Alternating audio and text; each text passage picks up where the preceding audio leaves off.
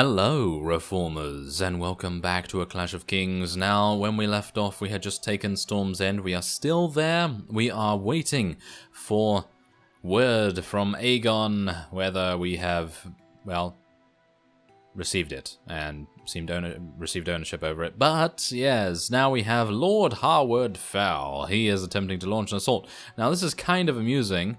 Now, I know the AI doesn't really take into account how many troops there are actually in the castle itself if they are part of a vassal's party. I feel like they should, because that seems like a glaring omission, but obviously still, him trying to attack Storm's End when there's 200 units in here, they just ignore it, don't they? Yeah, they just ignore it. So what I'm going to do is, I think after this particular siege defense, I'm going to go and I'm going to recruit a bunch of volunteers from the surrounding area, and then I'm just going to place those in the garrison because they're not going to cost too much. They're going to be pretty easy to put in, and they won't be too much bother to lose if Aegon decides to award Storm's End to someone else, because obviously if he awards that to someone else, then all of the troops in the garrison will belong to that person. It would be amazing, actually, if there were some sort of economic sort of war type stuff that you could actually do as well. Yes, of course you can raid villages and prevent the enemy lords from recruiting volunteers or gaining taxes or whatever it is, basically, but I'm talking about economic warfare against your own vassal rivals, which might actually be really cool, because if I could, for example, have like a huge amount of elite units, let's just say that I'm gonna get huge amounts of mercenary units because they're usually the most expensive. Let's say I get a bunch of those, and I decide, hey, you know what, I'm going to put those in Storm's End. So I put those in Storm's End, and then Aegon awards that to John Connington. Wouldn't that be amazing? John Connington bracket, having to pay all of those wages. And, I mean, obviously the AI, I don't think actually really has any problems with actually paying wages or anything like that. I actually don't think they really...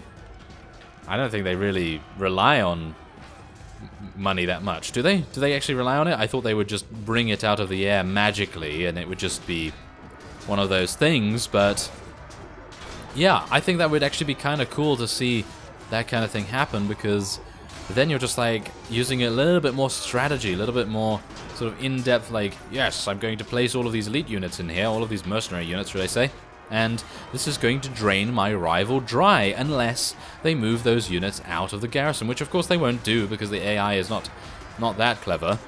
But yeah, that seemed like a pretty cool idea, but obviously we don't exactly know. There aren't enough detailed sort of mechanics in the game to actually know which vassal is rich and which vassal is poor and all that sort of thing. Like, of course we can take a look at the notes and we can see how many fiefs and how many villages each particular vassal has, and that would probably correlate to how much wealth they are able to obviously gather. But then for the most part you've got to think to yourself, well, that's the thing, it's going to take a long time to level up any of those mercenaries. Of course you can place basically any sellswords in there and it will probably do a pretty reasonable job. And yeah, so that's exactly what I thought. I thought that might actually be a really cool idea if you know through spies or just your own intuition that your liege, whoever it may be, is going to give the fief that you requested to one of your biggest rivals. Wouldn't it be fascinating to actually have that kind of thing happen? I know in other mods there are actually opportunities for you to hire assassins to kill enemy, well, not enemy lords, but, well, I think enemy lords, yes, enemy lords as well as allied lords. That could be a question mark on that. I don't actually know whether you can target allied lords with that particular system, but it would be fascinating to find out whether that actually would make a big difference. Of course, I'm going to try and shoot a couple here. I've got to be very careful of this guy. He's standing very, very close by. I think that he's probably going to be very unhappy if I shoot him. Oh no. Oh, ooh, oh, there we go. We just got a headshot there. Just very, very close. This guy, if this guy moves at all, he is going to be in for a very sore time indeed. Yes, okay, well, there we go. I think I've shot everyone I can there. Now, this is the main problem with Storm's End, of course. Not for the defenders so much, but for the offensive forces. They are just going to, well, basically destroy themselves against the walls. They really can't do anything. I mean, look at how many units we have up here. It is insane.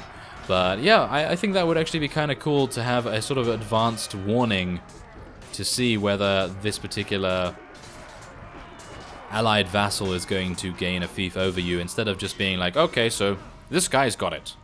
You know?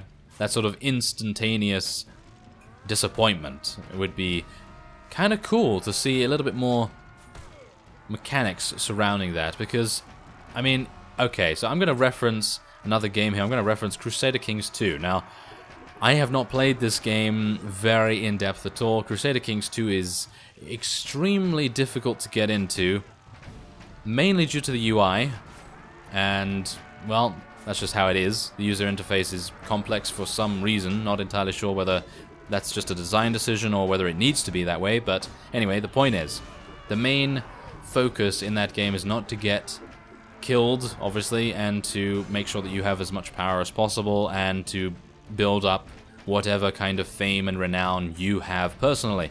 And that also does pertain to having an heir and making sure you don't get assassinated. And I'm pretty sure, unless I've misheard, but I'm pretty sure that heir can also try to assassinate you to take over. But maybe that's just me, and maybe I'm misremembering or something along those lines. But I'm sure some of you have already played Crusader Kings 2, and you probably know a little bit more about it than I do. A lot more, probably. And anyway, have we won? Are you going to shoot that one peasant that is now running towards us? There we go, okay. There's one more. There's one more. Ah, come on. Come on, archers. You have to be better. Okay, wait. Let me see. Can I do it? Can I do this? Let's see if I'm actually able to do this. Okay, so.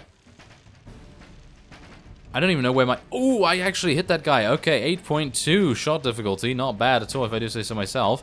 Maybe we can get a headshot. No, but we did get an 8.7 and a 9.1. And who's that guy? Why are they dancing out there?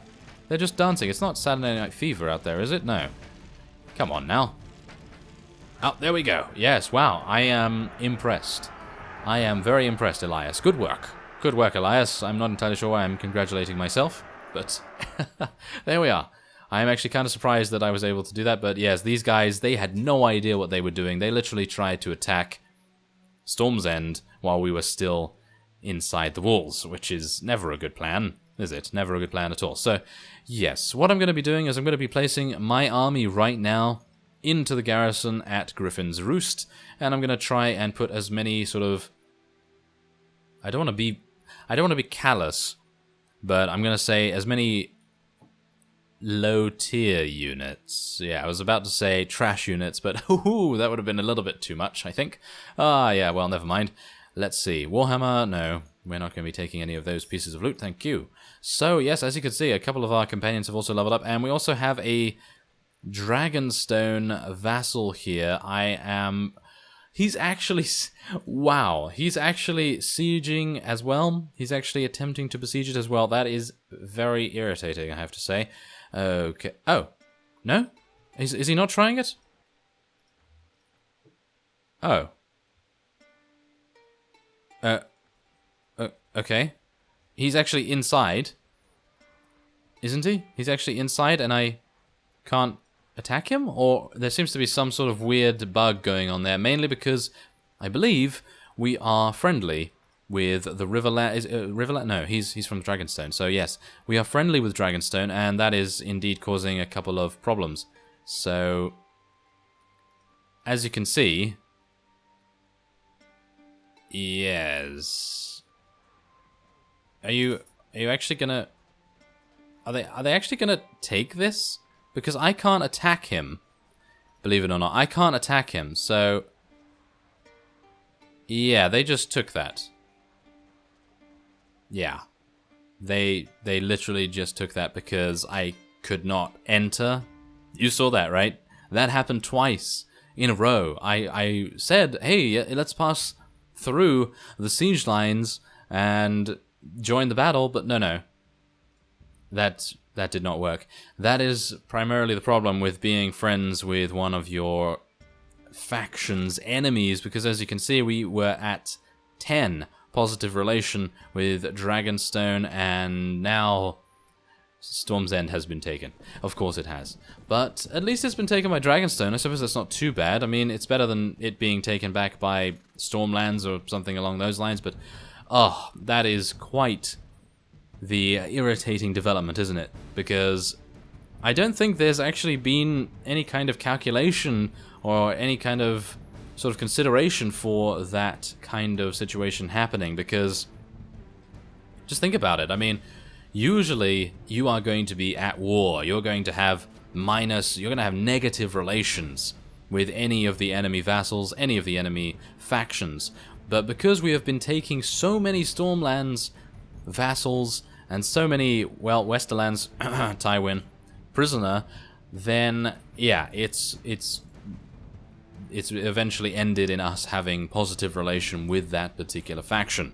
And as a result, we then apparently could not do anything to help. So that's kind of weird, considering Storm's End was kind of our thing. Oh, I actually just killed one of those things already. Okay, I killed that with my first shot. That's very, very strange. Okay, well, never mind. Let's tell our infantry and cavalry to charge in. This is going to be very, very messy indeed, because these guys all have lances, as you can see. Oh no. Yeah, oh, there we go. That gave him a headache. Yes, very nice. Okay, come on now. Can I take out this guy as well, please? I don't really want him to attack our archers, if at all possible. Yes.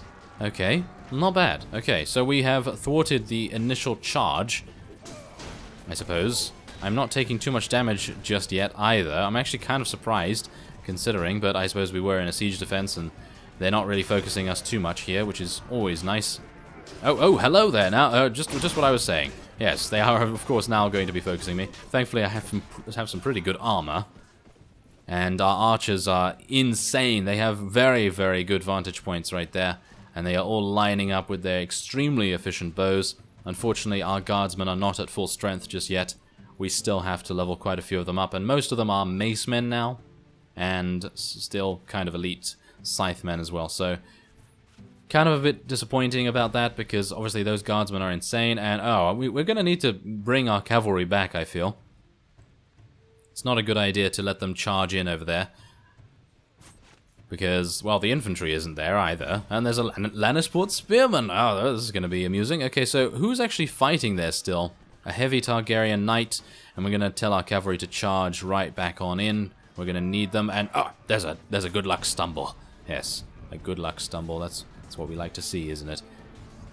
But otherwise, oh, Alan got knocked unconscious, kind of sad, but he did his best, and he actually took out quite a few in that siege defense too, so I don't really think I have anything to say about that.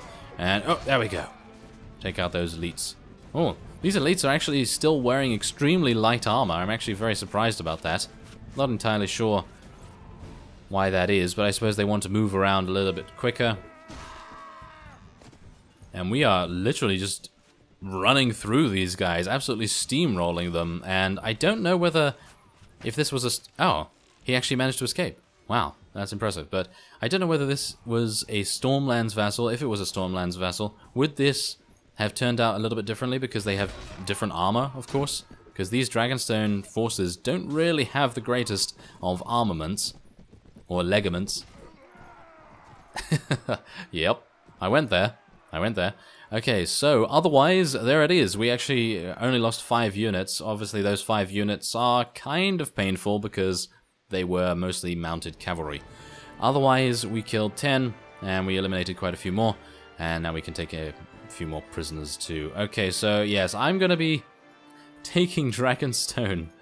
Dragonstone? No. I'm going to be attempting to take as many Dragonstone vassals prisoner in the future so that we can lose more relation with their faction, and I'm going to attempt to take Storm's End, yes, Storm's End off screen. I'm going to try and garrison it, as I've said, with peasants and low tier units, because the AI only sees numbers when it comes to the garrison. So hopefully I will be able to do that. As you can see though, the Stormlands only has 1? No, 2. Okay, phew. I thought Thornton had been taken or something, but no, Felwood and Thornton are both there.